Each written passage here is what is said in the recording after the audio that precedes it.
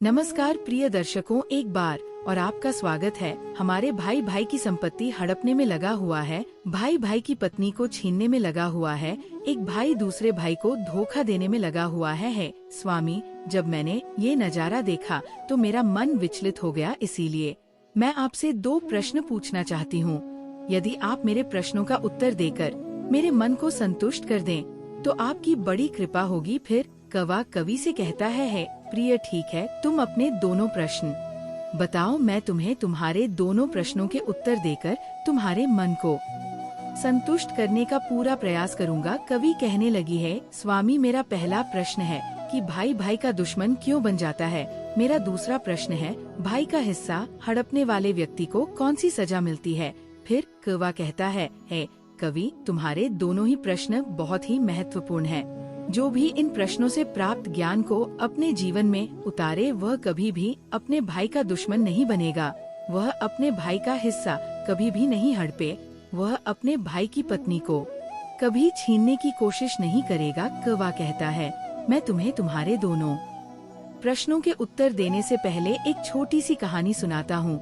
इस कहानी को बहुत ही ध्यान से सुनना। यदि तुमने इस कहानी को ध्यान से सुना तो निश्चित ही तुम्हारे दोनों प्रश्नों का उत्तर तुम्हें मिल जाएगा और तुम्हारा मन पूरी तरह से संतुष्ट हो जाएगा। फिर कवि कौवा को कहानी पूरी सुनने का वचन देती है और कहती है, अब कहानी शुरू कीजिए। मैं कहानी को पूरा मन से सुनूंगी। प्रिय दर्शकों, कहानी शुरू करने से पहले मेरा आप सभी से अनुरोध है कि आप हमारी कहानी में खो जाए उससे पहले हमारे चैनल को सब्सक्राइब करके बेल आइकॉन अवश्य दबा ले, जिससे हमारी हर वीडियो का नोटिफिकेशन सबसे पहले आप तक पहुंच सके और आप हमारी हर वीडियो से प्राप्त ज्ञान को अपने जीवन में उतार सके। तो चलिए कहानी शुरू करते हैं। तब कौवा कहता है प्रिय, एक नगर में एक राजा था। उसके महल में एक बहुत ही सुंदर बाग था। उस बाग में तरह तरह के फूलों के पौधे और अनेक प्रकार के मीठे फलों के पेड़ थे। इसके अलावा उस बाग में सबसे आश्चर्यजनक चीज थी, एक सेब का पेड़ था जिसमें सोने के सेब लगते थे। उस राजा ने उस पेड़ की देखभाल के लिए खास इंतजाम कर रखा था।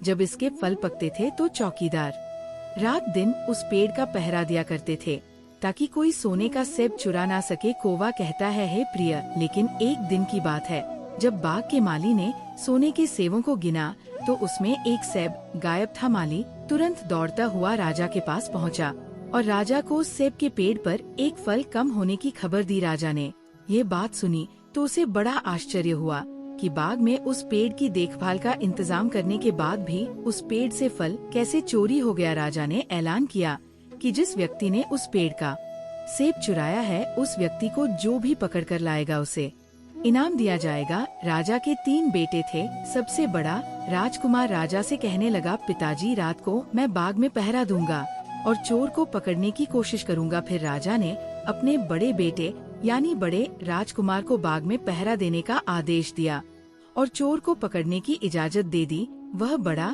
राजकुमार रात में पहरा देने लगा, लेकिन 2 घंटे बाद ही बड़े राजकुमार को नींद आ गई और वह सो गया। कौवा कहता है प्रिय, वह राजकुमार सुबह उठकर उसने सेबों को गिना तो वह देखकर चकित रह गया कि रात भर में एक सेब और गायब हो गया। फिर इसके बाद दूसरी रात को मझले राजकुमार ने पहरा देने का काम संभाला तो उसे भी नींद आ गई और तीसरे दिन भी सेब चोरी हो गया। पेड़ से लगातार फल चोरी होने से वह राजा बड़ा चिंतित था और दरबारी के भी समझ में नहीं आ रहा था कि क्या किया जाए। ये सोचते हुए सब उदास बैठे थे।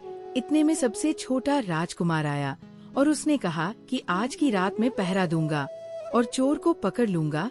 प्रिय दर्शकों, कौवा कहता है, हे प्रिय राजा सबसे छोटे राजकुमार से खुश नहीं रहता था। वह छोटे राजकुमार को हमेशा मूर्ख समझता था और फिर जब छोटा राजकुमार राजा से कहता है कि आज रात को मैं पहरा दूंगा और चोर को पकड़ कर लाऊंगा तो राजा उसे डांटते हुए कहता है कि तुम क्या समझते हो, क्या तुम्हें इसमें सफलता मिलेगी। बड़े राजकुमार इस काम में असफल हो चुके हैं, तुम अपना काम करो, तुम्हारे बस की बात नहीं है। लेकिन छोटा राजकुमार नहीं माना। उसने राजा से प्रार्थना की और बोला उसे एक मौका दिया जाए। अंत में राजा राजी हो गया। कौवा कहता है प्रिय, फिर सबसे छोटा राजकुमार रात में पहरा देने लगा। उसने तय किया कि वह किसी भी हालत में नहीं सोएगा और चोर को जरूर पकड़ेगा। वही जब आधी रात हुई और रात के 12 बजे का समय हुआ तो राजकुमार ने देखा कि एक सुंदर सोने की चिड़िया कहीं से उड़ती हुई आई और सेब के पेड़ पर बैठ गई। फिर उसने देखते देखते सोने का एक सेब तोड़कर अपनी चोंच में पकड़ लिया। छोटा राजकुमार जाग रहा था। राजकुमार ने फौरन निशाना साधा और तीर चला दिया, लेकिन तीर चिड़िया को नहीं लगा और वह पंख फड़फड़ा कर उड़ गई। राजकुमार का तीर उस चिड़िया के पंख पर लगा और एक सोने का पंख टूटकर जमीन पर आ गिरा। कौवा कहता है प्रिय। फिर दूसरे दिन सुबह राजकुमार ने राजा को सारी बात बता दी और वह सोने का पंख राजा के सामने रख दिया। पंख इतना सुंदर और इतना कीमती था कि राजा उसे देखता ही रह गया। राजा ने कहा, अगर उस चिड़िया का एक पंख इतना सुंदर है तो चिड़िया कितनी सुंदर होगी। मैं चाहता हूँ कि उस चिड़िया को पकड़ कर लाओ। कौवा कहता है प्रिय। फिर सबसे पहले बड़ा राजकुमार इस काम के लिए रवाना हुआ और चलते चलते एक जंगल में पहुंचा। वहां उसने एक लोमड़ी को एक पेड़ के नीचे आराम करते देखा। फिर राजकुमार ने शिकार के लिए मौका देखकर तीर अपने धनुष पर चढ़ा लिया। वह तीर छोड़ने ही वाला था कि लोमड़ी ने चिल्लाकर कहा, राजकुमार मुझे मत मारो। मुझे पता है कि तुम सोने की चिड़िया की खोज में निकले हो। तुम मेरी राय मानो तो तुम्हारा काम जल्दी पूरा हो जाएगा। तुम इसी रास्ते से सीधे चले जाओ। शाम होने पर तुम एक गांव में पहुँचो। वहाँ तुम्हें आमने सामने 2 सराय मिलेंगे। वही एक सराय खूब सजी सजाई और दूसरी सराय बहुत ही भद्दी दिखाई देगी। तुम एक काम करना, जो सराय बहुत सजी सजाई दिखाई दे, सुंदर सी दिखाई दे, तुम उसके अंदर मत जाना। यदि तुम ऐसा करोगे तो तुम्हारा काम बहुत ही आसानी से हो जाएगा। कौवा कहता है, हे प्रिय। वह लोमड़ी की बात सुनकर बड़े राजकुमार को हंसी आ गई और उसने चिल्लाकर कहा, भाग जा यहाँ से, मुझे तेरी सलाह की जरूरत नहीं है। और ऐसा कहकर बड़े राजकुमार ने लोमड़ी पर तीर छोड़ दिया, लेकिन लोमड़ी बहुत चालाक थी। वो बचकर भाग गई। बड़ा राजकुमार आगे चला गया। शाम को जब एक गांव में पहुंचा तो उसने देखा कि सड़क के किनारे सचमुच में 2 सराय थी। उसमें से एक सराय सजी सजाई थी और उसके अंदर से लोगों के नाचने गाने की आवाज आ रही थी। वहीं दूसरी सराय बहुत भद्दी थी और वहाँ अंधेरा था। राजकुमार ने लोमड़ी की बात पर गौर नहीं किया और राजकुमार सजी सजाए सराय में ठहर गया। थोड़ी देर में वह भूल गया कि वो असल में सोने की चिड़िया की खोज में निकला था, क्योंकि जो सजी सजाई सारा के अंदर जो भी व्यक्ति जाता था वह अपने जिस काम के लिए आता था उस काम को भूल जाता था। इसीलिए राजकुमार भी उस चिड़िया के बारे में भूल गया।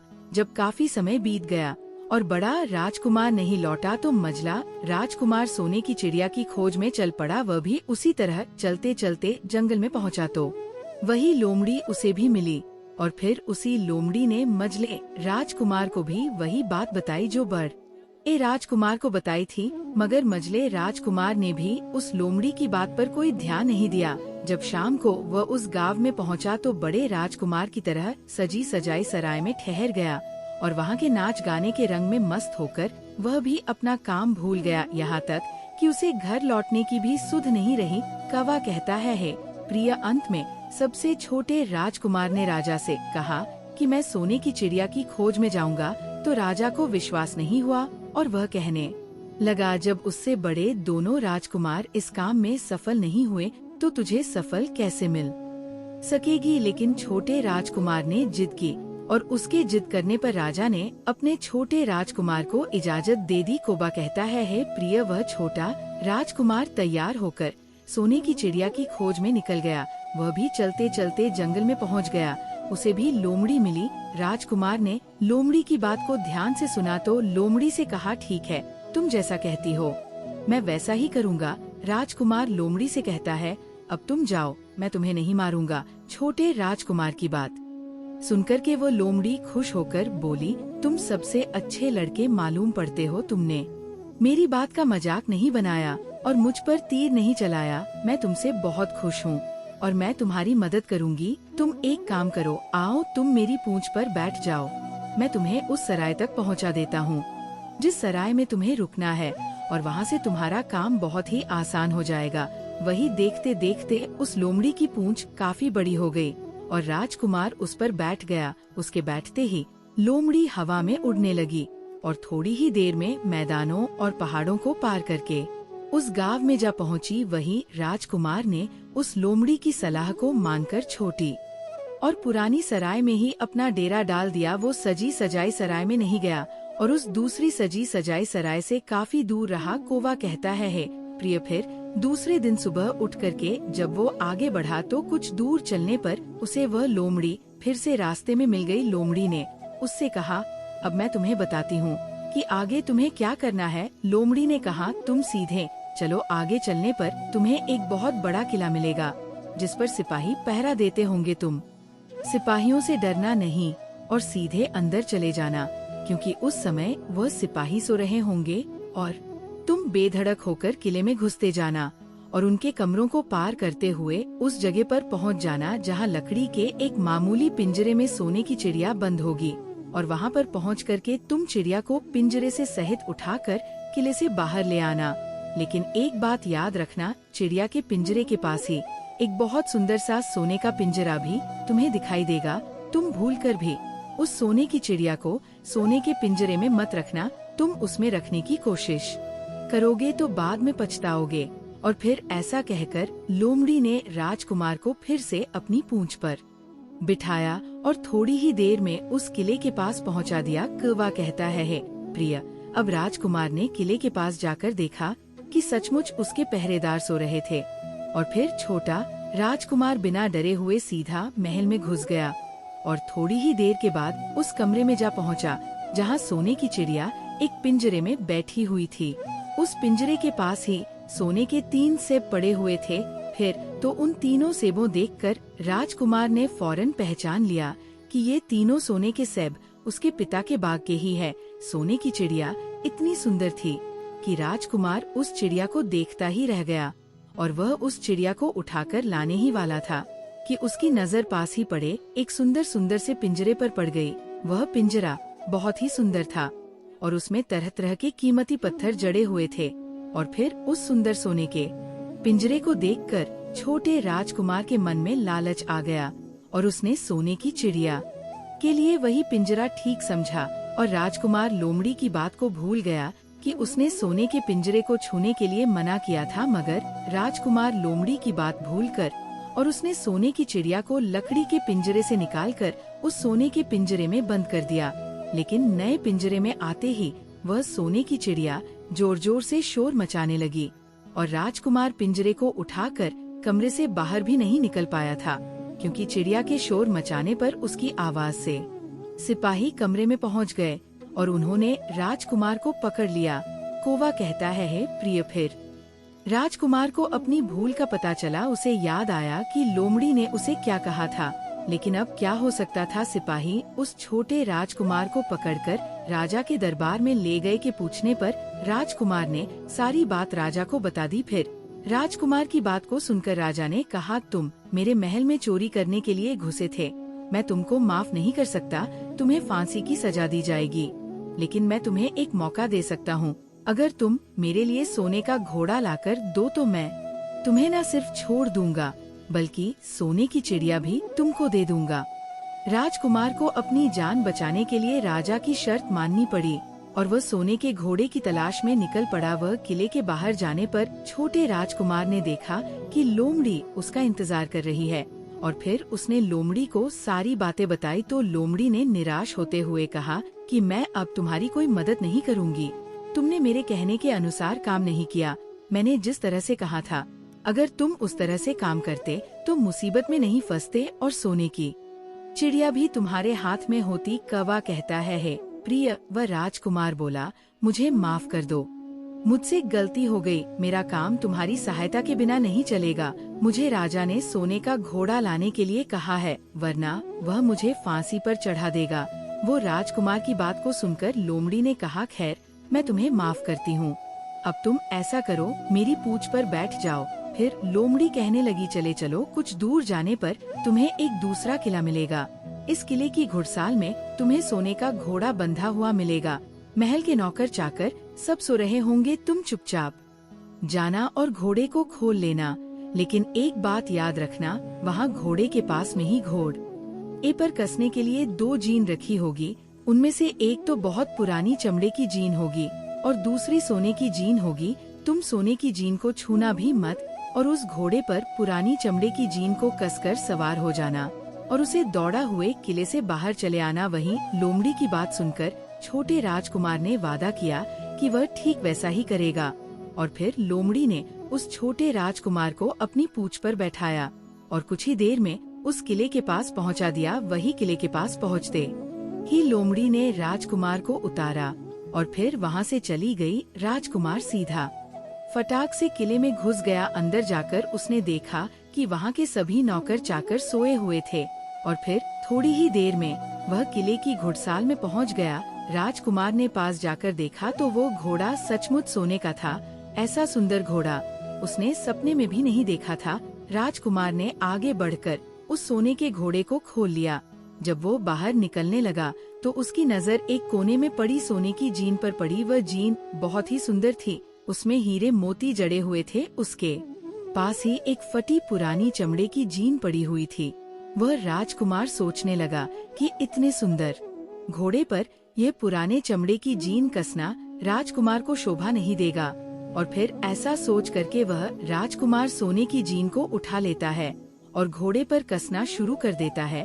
फिर जैसे ही घोड़े की पीठ पर वो सोने की जीन को कसता है वैसे ही घोड़ा जोर जोर से हिनहिनाना लगा और किले के नौकर चाकर जाग जाते हैं। वही थोड़ी ही देर में राजकुमार को पकड़ लिया जाता है। कौवा कहता है प्रिय राजकुमार को सिपाहियों ने हाथ बांधकर अपने राजा के सामने पेश किया। राजकुमार की सारी बातें राजा ने सुनकर कहा, तुमने मेरे घोड़े को चुराने की कोशिश की है, इसलिए तुम्हें फांसी की सजा दी जाएगी, लेकिन अगर तुम मेरा एक काम कर दो तो मैं तुम्हें छोड़ सकता हूँ। फिर राजकुमार ने कहा, आप महाराज बताओ, मैं आपका हर काम करने को तैयार हूँ। तो राजा ने कहा, यहाँ से कुछ ही दूरी पर एक महल है, उसमें बहुत सुंदर राजकुमारी रहती है।